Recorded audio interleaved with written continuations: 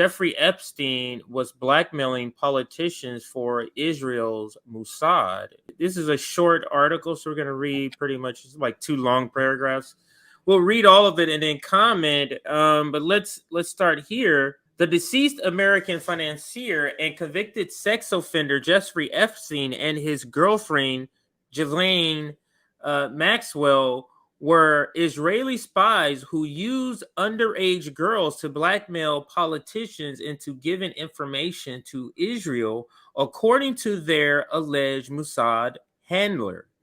The couple reportedly ran a honey trap operation in which they provided young girls to prominent politicians from around the world for sex, and then use the incidents to blackmail them in order to attain information for Israeli intelligence. The claims are being made by the alleged former Israeli spy Ari Ben Minash in a soon-to-be released book, Epstein, Dead Men Tell No Tales, in which he said that he was the handler of Ghislaine father's Robert Maxwell, who was an Israeli espionage agent and one of who introduced his daughter and Epstein to Mossad. Wow, this is is this new information, Anthony? Is this new information to you that you've never heard of before? Well, the documentation is new, but this has been rumored for quite a while. Whitney Webb does a lot of unpacking on this if people want to check her out. She's an author who's extensively dove into the Epstein issue and the connections to intelligence around the world. We knew there were connections between Robert Maxwell, Ghislaine's father, and Israeli government and intelligence. So this isn't a shock, but what it looks like, and I'll have to unpack it and read it, is that more evidence is coming out. I mean, and if people want to know why the little black book is not of Jeffrey Epstein and Ghislaine Maxwell is not being made public, this is exactly why. And just so you know, the former Prime Minister of Israel, Ehud Barak, was close with Jeffrey Epstein. He's probably in the book. I don't know. Allegedly. And you've got Bill Clinton flying on the Lolita Express and being identified as having been at the island in the company of young girls by victims and groundskeepers. You've got Donald Trump hanging out with him. Like, this is the Murder on the Orient Express. I don't want to ruin the ending if anyone's never read or seen the movie with Agatha Christie, but it's like everybody was involved. That's what's going on here. But the ties with Israeli intelligence, if you read Ronan Farrow's expose of the Harvey Weinstein issue, I can't remember the name of the book, but it's a fantastic book. He was chased by the Mossad when he was trying to out Weinstein and as a rapist. So, it is said, allegedly, that the Mossad uses, it's like a honey trap. They use these things to get info on people to get them to do what they need to do. And listen, this doesn't represent all people in Israel. I mean, Netanyahu's government, Netanyahu is the Trump of the Middle East. He's a horrible right-wing conservative racist, and it is not reflective of all that. There's a peace movement in Israel that we never hear about, interesting. Yeah.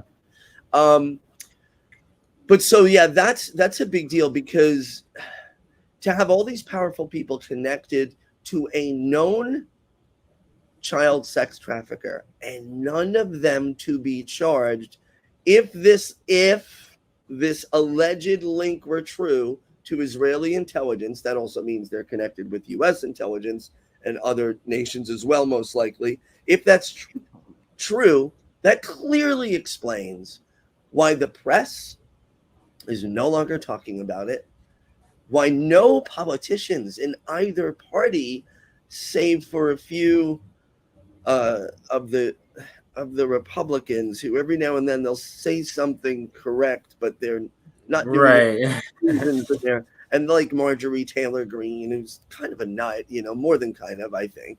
But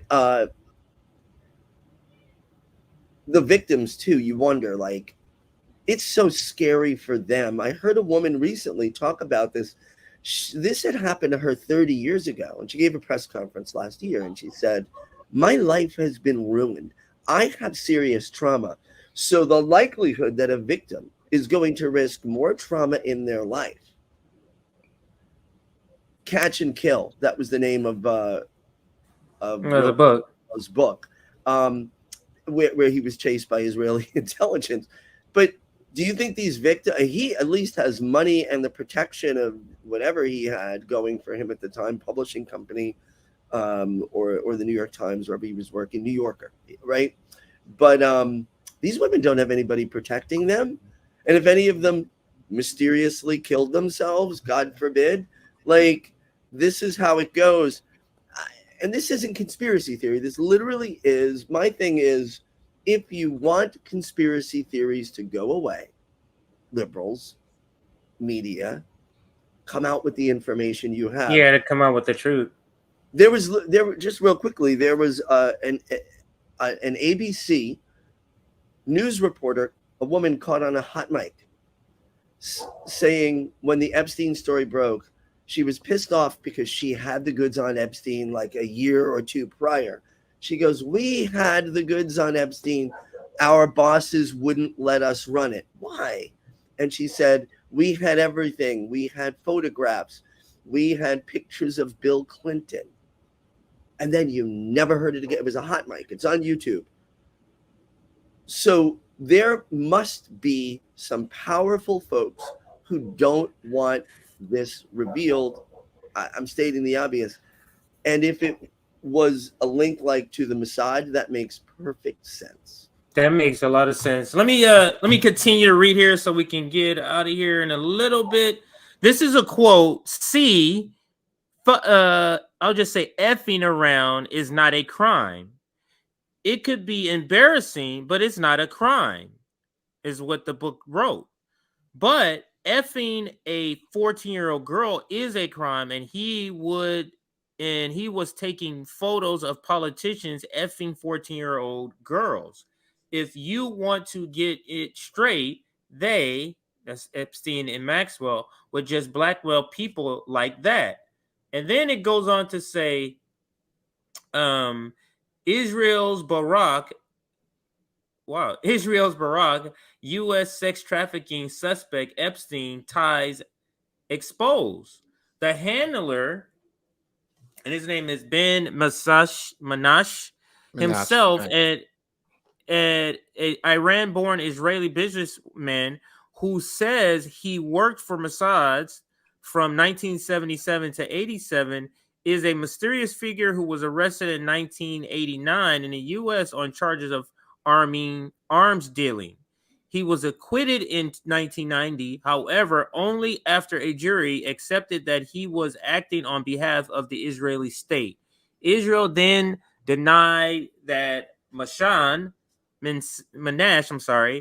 has any link with its intelligence service and attempted to distance itself from him, despite the fact that other news reports, both in the U.S. and Israel, confirmed he was acting on the country's behalf. The new book, which also speculates that Maxwell may have worked for other governments as a double or triple agent, says that despite reports of Epstein and Ghislaine met in the early 1990s in New York, they in fact met earlier through her father, who introduced Epstein to MOSSAD before Ghislaine joined in the activities later. Epstein, who was facing charges for sex trafficking minors, was found dead in his New York prison cell on August 10th. According to official reports, he committed suicide, but there has been much speculation and evidence put forward that he was in fact killed with many stating he may have been assassinated due to his knowledge of figures he blackmailed and the acts they committed. And I think we can stop here. But your thoughts, we'll go to Colin about this information in this report. Like Anthony said, it's been kind of rumored. I don't know if I've ever actually seen reporting on it in this way, but what say you, sir? Assuming that all of this is true, and again, this is speculation at this point, let's kind of make this clear, but absolutely. Assuming this is true, this could answer the question why politicians are so tepid about their support for Palestine. Because if that's a good point. If they know, if especially a lot of these politicians are doing whatever deviousness, in regards to Epstein, and Israel basically has that bag to be like, oh, we know what you're doing, so do what we want if you don't want this information to get out.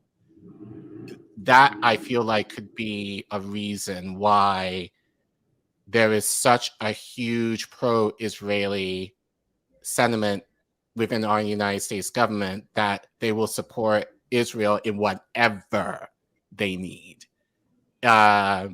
So that's kind of what I was thinking in terms of this. And I think even, for the progressives in office, I can't argue that I think the implications are just so bad in our government that I want to assume that even our progressives probably don't have anything to do with this ring. But I think that lobby and just this kind of corruption is just so strong that even they will not touch it.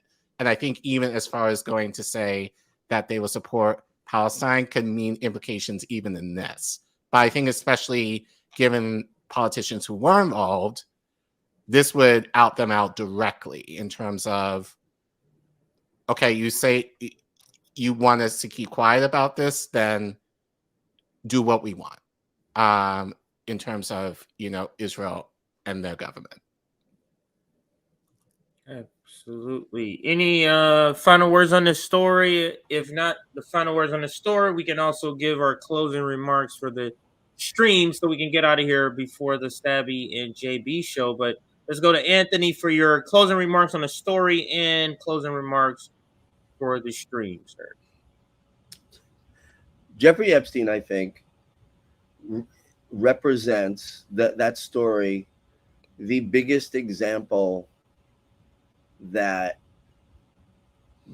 you were either that there is an elite, that they do terrible things, especially to working class people, and it's reflected in their policies.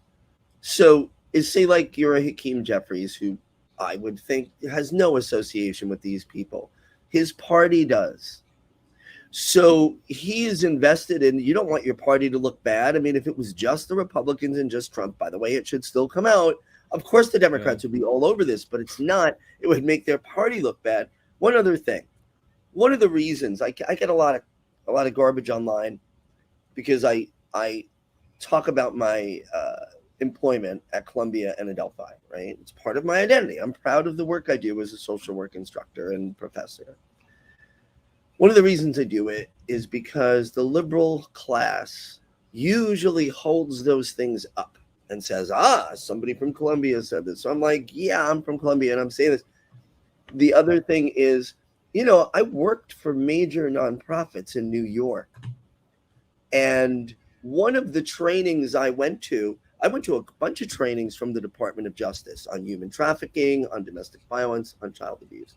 The Department of Justice did a training in Suffolk County a few years back that I attended on strangulation, because that is one of the most heinous and deadly things an abuser can do to their victim in a domestic violence situation, is strangle them. And this was before Epstein's death. And very clearly they said one of the easiest ways for a coroner to determine strangulation is if the hyoid bone is broken. It's a bone, a U-shaped bone at the top of the neck. If that bone is, because if you look at it, somebody comes at you like this, they're more likely to fracture or break it. That bone was broken in Jeffrey Epstein. The likelihood that it was broken due to self-inflicted means is little to none. So I believe, based on my training from the United States government, as soon as I heard that, I'm like, oh my God, they fucking strangled it, right? None of and the videotapes were off. There's a whole thing. This isn't conspiracy theory. This is information being withheld. But you have to think, people with this much money and power, if they think raping, like, where do you get to the point where you're just like, I'm so bored with my life, let's rape 11-year-old. It boggles the mind. And the answer is, people would rather not think these are the people running the world. Sadly, some of them are running the world. And that and it's reflected in their policies. If you would do that or cover up for somebody who does it, you're not going to care if a struggling family can't afford to pay their rent, because you don't have empathy. You see people in the working class as objects and props. And it's a sick thing. Hopefully somebody has the information and it'll leak out at some point. That would be wonderful. Yeah. Maybe that's why they're keeping Assange in jail. Who knows?